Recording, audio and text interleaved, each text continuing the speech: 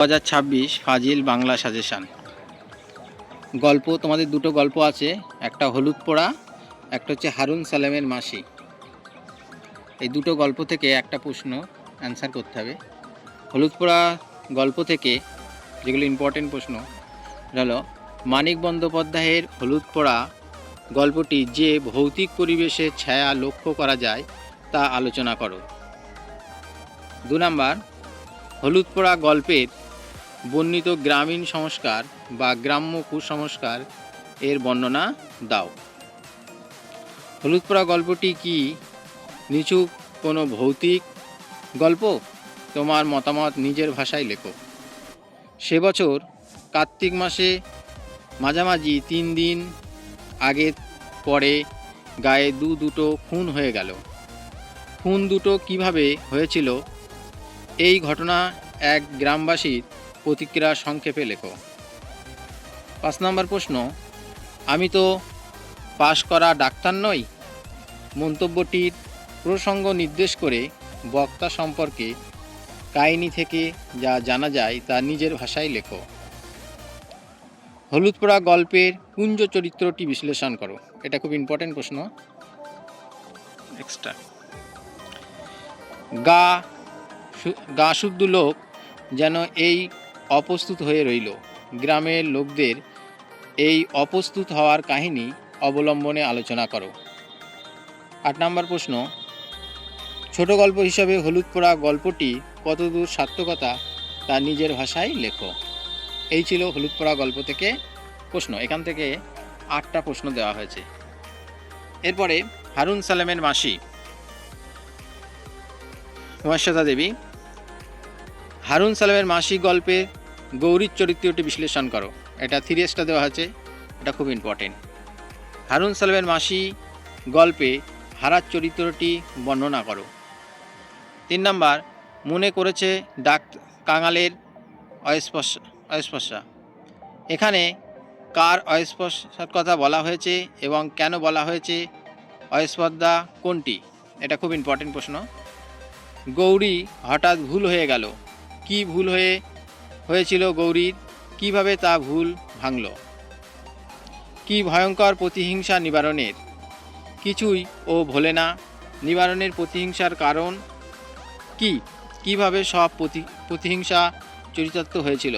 এটাও খুব ইম্পর্টেন্ট, এটা এক্সট্রা দেওয়া হয়েছে। তার স্বর্গ আর হারার মার স্বর্গ কি এক হতে পারে? কোন অবস্থাকে স্বর্গ বলে মনে হলো? স্বর্গ সম্পর্কে এই প্রশ্ন গৌরবীর মনে কেন জাগলো? 7 নম্বর, হারুন সালামের মাসি গল্পে অনুসরণ করে গৌরবীর মাতৃত্ব রূপের পরিচয় দাও। 8 নম্বর, এটা খুব ইম্পর্টেন্ট প্রশ্ন। গৌরবীর শুকনো বুকে যেন কিসের ঢেউ লাগলো? গৌরবীর মাতৃত্বের সামনে জাতপাতের সংস্কার কেন অর্থহীন হয়ে ওঠে? হারুন সালামের মাসি গল্পটি অবলম্বন করে তা ব্যাখ্যা করো। 9 নম্বর, হারার মার কথা মনে পড়ল। কখন গৌরবী হারার মার কথা মনে পড়ল? এই প্রসঙ্গে হারার মা যে ছবি তার মনে উদিত হয়েছিল সেটি বর্ণনা করো।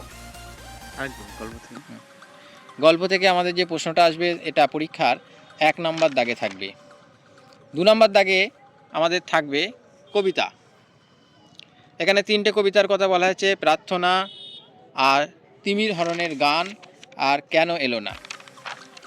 প্রার্থনা থেকে যে প্রশ্নগুলো ইম্পর্টেন্ট, প্রার্থনা কবিতাটি কবি কিভাবে ভারতবর্ষকে স্বর্গে জাগরিত করার কথা বলা হয়েছে তা নিজের ভাষায় আলোচনা করো। 2 নম্বর, এটাও ইম্পর্টেন্ট, চিত্ত যেথা ভয় শূন্য, উচ্চ যেথা শিব। চিত্ত কোথায় কিভাবে ভয় শূন্য হবে? উচ্চ যেথা শিব কথাটির তাৎপর্য লেখো। 3 নম্বর, এটাও ইম্পর্টেন্ট, প্রার্থনা কবিতায় নামকরণের সার্থকতা বিচার করো। এরপরে তিমির হরণের গান। তিমির হরণের গান কবিতাটি প্রেক্ষাপট আলোচনা করো। এটা ইম্পর্টেন্ট। মহানগরীর মৃগনাভ ভালোবাসি উক্তিটির তাৎপর্য লেখো। এটাও ইম্পর্টেন্ট। 3 নম্বর, সূর্যলোক নেই তবু সূর্যলোকের মনোরম মনে হলে হাসি সূর্যলোকের নেই বলতে কবি কি বুঝিয়েছেন? বক্তব্যের মধ্য দিয়ে কবি কী বোঝাতে চেয়েছেন? 3 নম্বর কবিতা, সেই মানুষ এখনো এলো না, কার কখন একথা মনে হয়েছিল, তার মনের মধ্যে কি প্রতিক্রিয়া হয়েছিল? এটাও ইম্পর্টেন্ট প্রশ্ন, কবিতা থেকে ইম্পর্টেন্ট প্রশ্নগুলোই দেওয়া হয়েছে। সামনে ইতিহাসের পাতা খোলা, কোন প্রসঙ্গে একথা বলা হয়েছে? ইতিহাসের পাতা খোলা কি নির্দেশ করে? এটাও ইম্পর্টেন্ট। খুট করে একটা শব্দ, ছিটকিনি খোলার, এই শব্দ কে শুনেছে? এর পরবর্তী ঘটনাক্রম কি ছিল? তাহলে এই কবিতা থেকে প্রশ্ন আসবে 2 নম্বর দাগে। 3 নম্বর থেকে নাটক আসবে নানা রঙের দিন। খুব ইম্পর্টেন্ট প্রশ্ন প্রথমটা, নানা রঙের দিন নাটক অবলম্বনে রজনীকান্ত চট্টোপাধ্যায়ের চরিত্র বিশ্লেষণ করো। খুব ইম্পর্টেন্ট এটা। নানা রঙের দিন নাটকে অভিনেতা রজনীকান্ত চট্টোপাধ্যায়ের যে নিঃসঙ্গতা, এই একাকিত্ব ছবি ফুটে উঠেছে তা আলোচনা করো। 2 নম্বর, আমাদের দিন ফুরিয়েছে, কে কোন প্রসঙ্গে এই উক্তি করেছেন? বক্তার উপলব্ধির কারণ লেখো। 3 নম্বর, নানা রঙের দিন নাটকের সূচনা মঞ্চসজ্জার যে বর্ণনা আছে তা নিজের ভাষায় লেখো। নাটকটির নামকরণের কতখানি সার্থকতা তা আলোচনা করো। 4 নম্বর, এটা খুব ইম্পর্টেন্ট প্রশ্ন, অভিনেতা মানে একটা চাকর, একটা জোকার, একটা ক্লাউন। লোকেরা সারাদিন খেটে খুঁটে এলে তাদের আনন্দ দেওয়াই হলো নাটকওয়ালাদের একমাত্র কর্তব্য। বক্তার কথায় তাৎপর্য আলোচনা করো। আমি রোজ লুকিয়ে লুকিয়ে গ্রিন রুমে ঘুমাই, চাটুর্য মশাই। কে কাকে কথা বলেছেন? বক্তা কেন গ্রিন রুমে ঘুমান? 6 নাম্বার, যারা বলে নাট্যাভিনয় একটি পবিত্র শিল্প তারা সব গাধা। তারা বক্তা কখন একথা বলেন? কেন তিনি এমন সিদ্ধান্ত পৌঁছেছিলেন? আলোচনা করো। এটাও ইম্পর্টেন্ট প্রশ্ন। এরপরে 4 নম্বর দাগে থাকবে পূর্ণাঙ্গ সহায়ক গ্রন্থ ডাকঘর। ডাকঘর নাটকের অমল চরিত্রটি আলোচনা করো। খুব ইম্পর্টেন্ট প্রশ্ন। ডাকঘর নাটকের দইওয়ালার বাড়ি কোন নদীর পাড়ে ও কোন পাহাড়ের তলায়? দইওয়ালা অমলকে কিভাবে প্রভাবিত করেছিলেন? এটাও ইম্পর্টেন্ট প্রশ্ন। রাজার চিঠি কিভাবে অমলের কাছে এসে পৌঁছালো? ডাকঘর নাটক অবলম্বনে তা লেখো। 4 নম্বর, ডাকঘর নাটকে অমলকে কবিরাজ বাইরে যেতে নিষেধ করেছিলেন কেন? অমলের সঙ্গে ছেলের দলের কথোপকথন নিজের ভাষায় লেখো। 5 নম্বর, ডাকঘর নাটকের নামকরণ আলোচনা করো। ঠিক আছে, প্রথম 5টা প্রশ্নই একটু ইম্পর্টেন্ট আছে।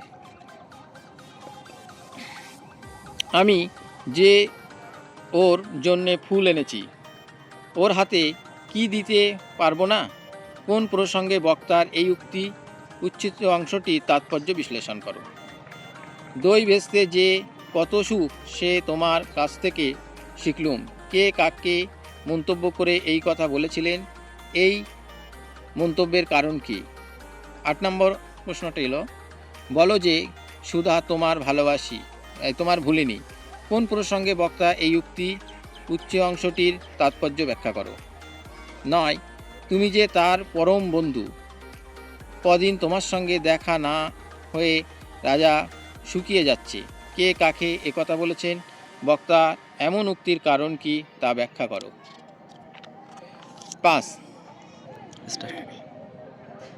5 নম্বর দাগে থাকবে বাংলা চিত্রকলার ইতিহাস আর বাঙালি চলচ্চিত্রের ইতিহাস। বাংলা চিত্রকলা থেকে অবনীন্দ্রনাথ ঠাকুর, নন্দলাল বসু, যামিনী রায়, এটা খুব ইম্পর্টেন্ট। এছাড়াও এই দুটো করে রাখবা, রবীন্দ্রনাথ ঠাকুর আর পটচিত্র। আর বাঙালি চলচ্চিত্রের ইতিহাস থেকে সত্যজিৎ রায় খুব ইম্পর্টেন্ট।